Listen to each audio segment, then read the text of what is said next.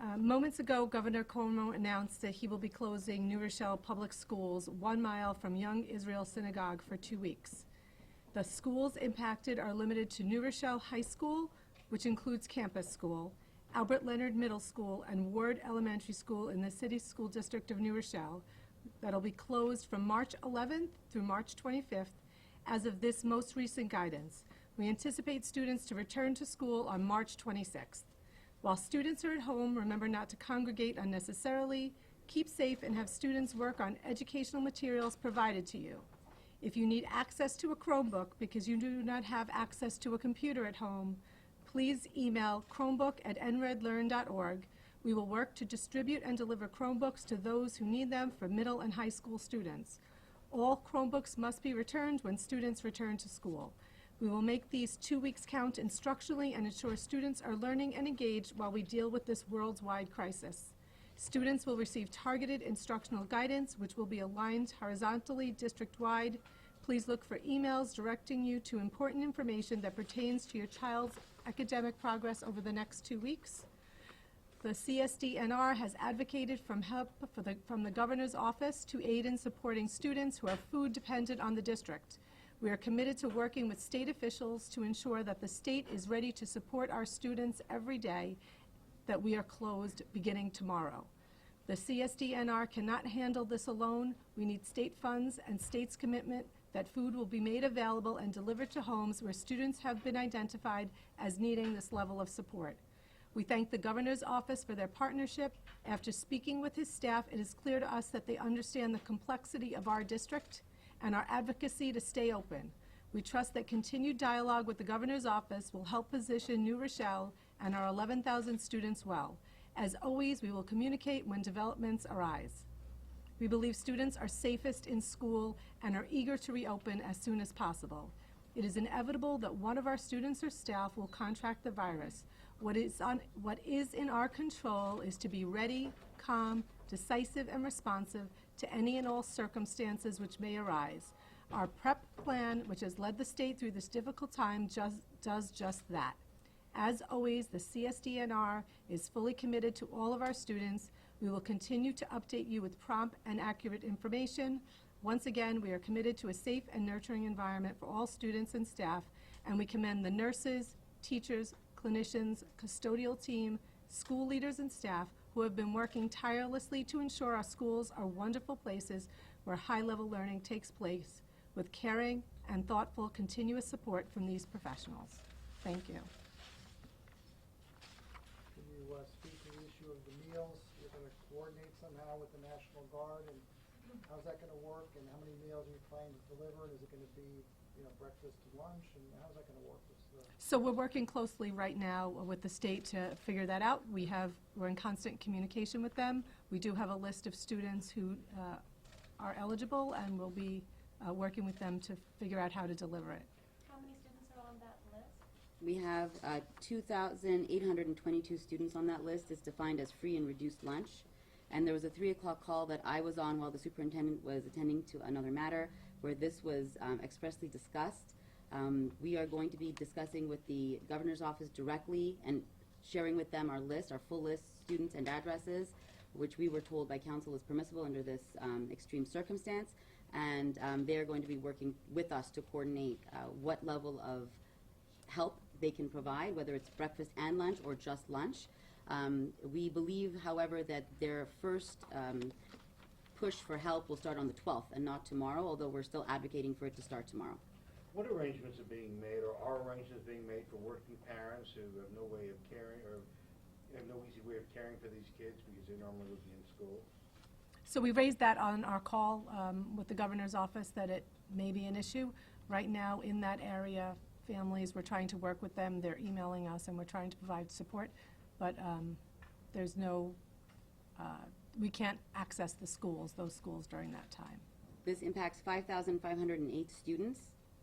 And 5,508 students, Albert Leonard, the high school, and Ward Elementary School. And as the superintendent said, part of the reason why the PrEP plan that she rolled out really advocated for keeping schools open was because of all these unintended consequences. Now that the governor has decided the best course of action, of course we will fully comply. and there are 3 schools that will be impacted. You said that you will make sure these 2 weeks count structurally after these students are educated and engaged while we deal with this worldwide crisis. Can you sketch that out a little bit? Are you going to have remote learning, Zoom sessions, homework they have to fulfill? So first, we've already asked students to work on the things that they already have. They already have assignments and homework that they need to work on. We are going to be providing them with a list of things that they can do by grade level. So it's not going to be targeted or specific, but they will have access to technology if they need it, and they will be able to do meaningful, purposeful, grade level work that they can bring back and the teachers will incorporate into their program. So it'll be like a reading list or like workbooks? Like Some reading, access to some platforms for certain grades like ALEC. There'll be access to some platforms that students already have access to, and they'll have the Chromebooks to be able to do that. It'll be reading lists, it'll be some assignments. We'll be able to send that out to them directly. One of the initiatives that was piloted and was born from this crisis was this Chromebook take-home program that was launched under Dr. Feijoo. Certainly the Board of Education commends you for your innovative solutions under these difficult times. We have been receiving a tremendous amount of interest in these Chromebooks. We have over 70 people who have confirmed that they want Chromebooks. We have students who have advocated for themselves, parents who have advocated. And once you highlight that you're interested in a Chromebook, there is a form that you must fill out that indicates that you are responsible to take care of this computer and return it to the school district once the schools reopen. I have personally gotten phone calls on my cell phone, because my cell phone number is at the bottom of each email, where parents say, I have now filled out the form, but I have no way of scanning it back to you. We are allowing them to take a photo, text it to me, we will print it and put it in our file. We are accommodating and working with all parents who want a Chromebook. Do you anticipate canceling vacations because of this, or extending the school year further into the spring? So this is an evolving process every day. We are dealing with the 2 weeks that we know 3 of our schools will be closed, and so we will see how this unfolds. I think that's a little premature. One of the questions around town on social media here in New Rochelle, a lot of parents asking about is, why not close all the schools? So we've advocated, and the prep plan is very clear. We want to close schools only when we absolutely have to. We think kids should be in schools, and we really think the safest place for them, both educationally and safety-wise, is in school. So we're only closing schools as is required. In this case, we are required by the state to close, and should something else come up, day by day, we're evaluating the plan, we're looking at every circumstance and making decisions about our schools. Can I ask a follow-up? I don't know the number, but there's some percentage that the kids have to be in a particular school for that day to count as an instructional day. I saw from full credit, Tony Aiello said that the percentages were in the 20s now, kids not coming to some schools. So what's the cutoff? Where are we at? Because you may get effective closure by parents just simply keeping their kids home. So in terms of attendance, we had 82% attendance today. In terms of school days and instructional hours, I have a commitment from the state to work with us, depending on how this unfolds, not only here, but certainly across the county, to work with us for instructional days, testing, all the things that are going to come up inevitably as a result of the process that unfolds and these 2 weeks. The New York State Education Department is fully committed to supporting us as we move through the next weeks and months. So do you know that number, the cutoff, that below which you don't get credit? So for state aid, it's 180 days, 900 hours in elementary and middle schools, and 990 hours in high schools. And there are some caveats to that for staff development and other opportunities, Regents Weeks, but that's the specific number. I'm not sure that I'm so worried about that. I think the state understands this. I'm talking more about a given day, like today. Mm-hmm. If you're below 80%, you're below 70%. Oh, you mean a specific student does not meet the seat time? No, I mean if Isaac Young Elementary School, middle school is at 72% attendance, does that count as a full day? Is there a cutoff there for that school? There's not a cutoff on the amount of attendance that would stop state aid from coming in. As long as school is open, we get state aid for the day. In terms of attendance, there are repercussions in a normal circumstance, not in this circumstance. In a normal circumstance, it would be repercussions if a student was excessively absent. But right now, I don't think those things necessarily apply. We're working with families and To clarify, do you have, so no students, teachers, or parents from any of these 3 schools has contracted coronavirus? We have no confirmed cases of the coronavirus in any of our schools, which would include anyone in the schools, staff and students. So do you think this is an overreaction then? No, I certainly think the governor has taken this incredibly seriously and has the CDC looking at patterns and trends and information that is well above the school district, and has taken this step because he believes it is required, and we absolutely support that. We're abiding by it. We're working with our families in those schools. But again, in the schools that are open, we believe kids should be in schools whenever possible. If we'd have to shut down because of a particular reason, we would do it when it's in students' and staff's best interest. And where it's not required, we're not going to do it. When it comes to disinfecting the schools, how is the labor going to be divided between school staff and National Guard? As it comes to disinfecting our schools, that is our responsibility. I know that there is something about testing the schools afterwards. No, in the governor's plan that was rolled out earlier today, and I'm sure you were in multiple meetings, there was commentary about how the National Guard is being deployed to New Rochelle to aid in a multitude of ways, one of which would be to clean the areas in which a large number of people have congregated, including schools. So that is a detail that we would iron out. Certainly if the National Guard is coming and they want to do a top-to-bottom cleaning, that would thereby be some way that we would be able to then therefore open our schools. If that was somehow a milestone that we would have to cross, of course they'd be welcome into our schools to clean our schools. Despite reading lists, do you worry that the students in the zone are going to fall behind their out-of-the-zone counterparts?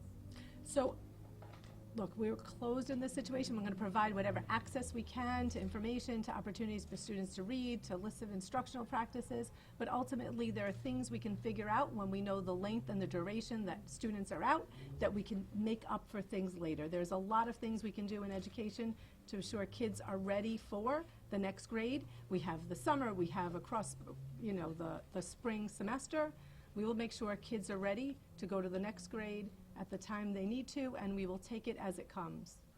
Is there concern that their state test scores might suffer? Are they going to have to use the makeup days for state testing, the students that are out? That's a really great question. So we are not, for the certainly for the elementary and the middle schools, we are not going to take tests the day kids come back. We know the test window starts there. I already conferred with the New York State Education Department, and so that we don't have to worry about. Whether we'll take them at a later date or whether there is some other mitigating circumstance that will work out with the state has yet to be determined. But families don't have to worry that the day they come back, they would be going right into a testing situation.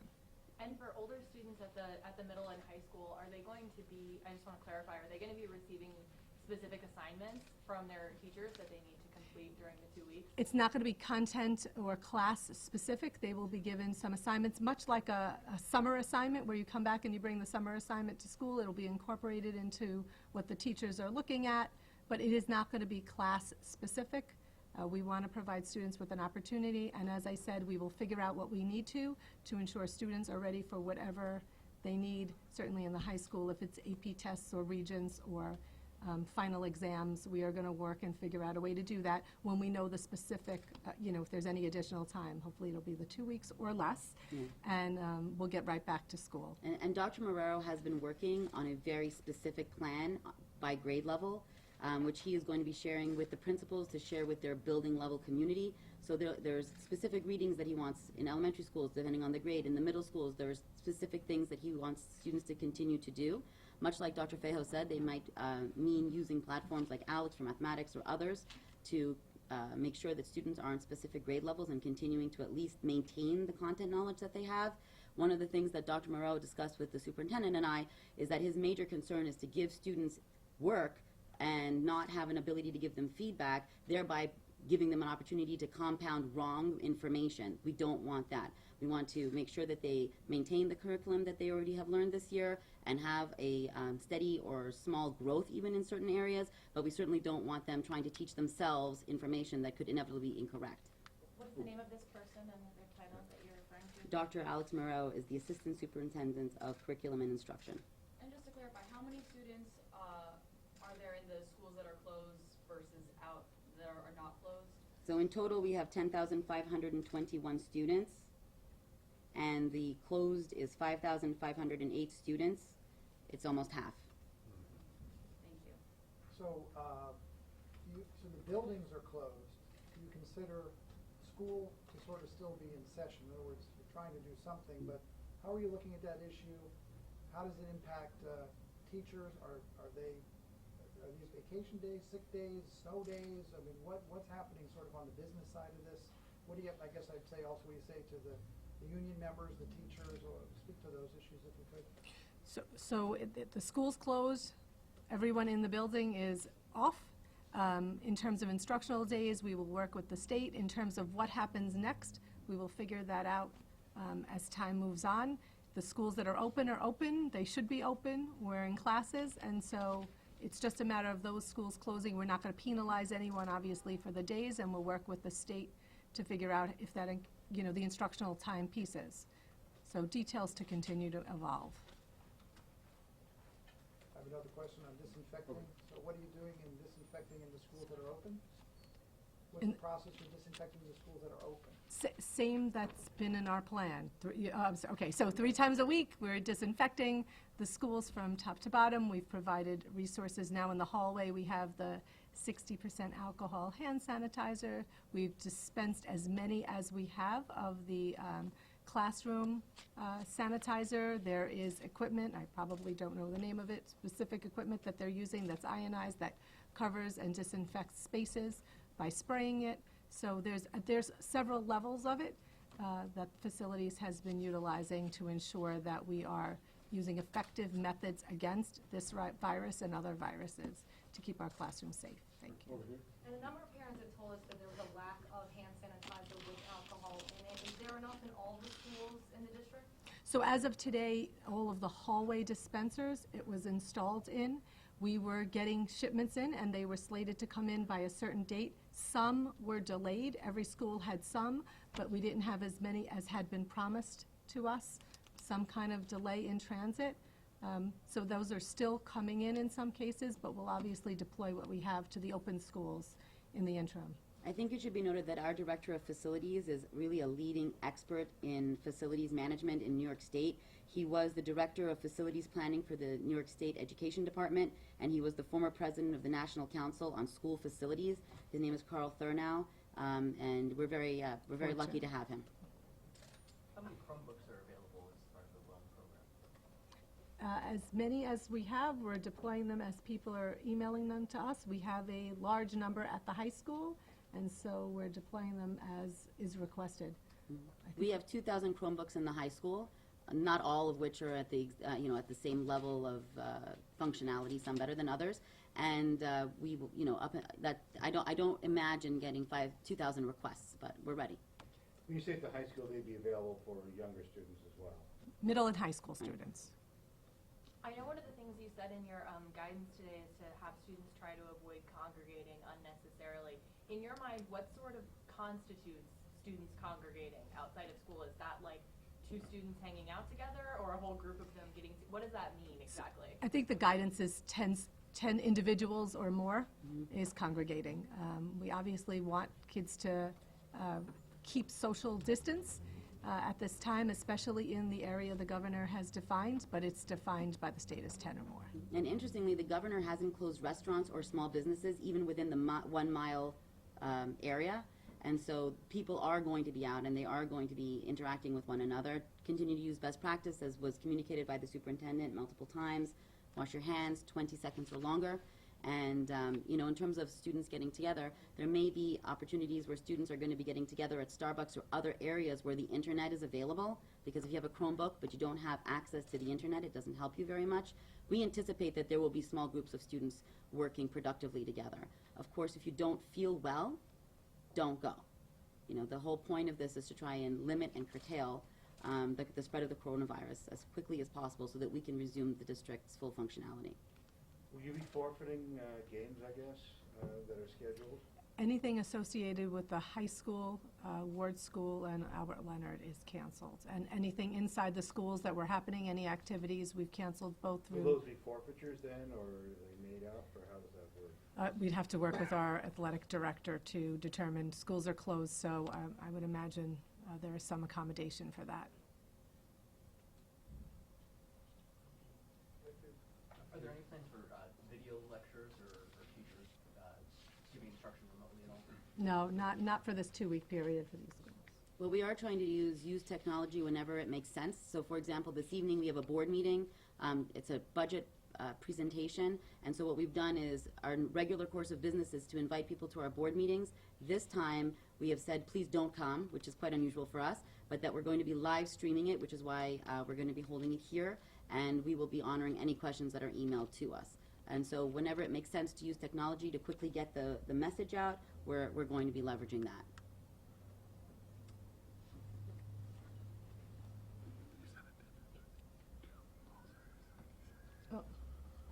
I've been corrected. Yesterday's attendance was 82%. Today's was 77. I was informed incorrectly today. Anyone else? Thank you, Is Ken. that for all the school districts or only the 3? That's a total. That's a total attendance for the district today. Our normal attendance is 97%. Anyone else? Or- All right. Thank you. Thank you all for coming. Thank you.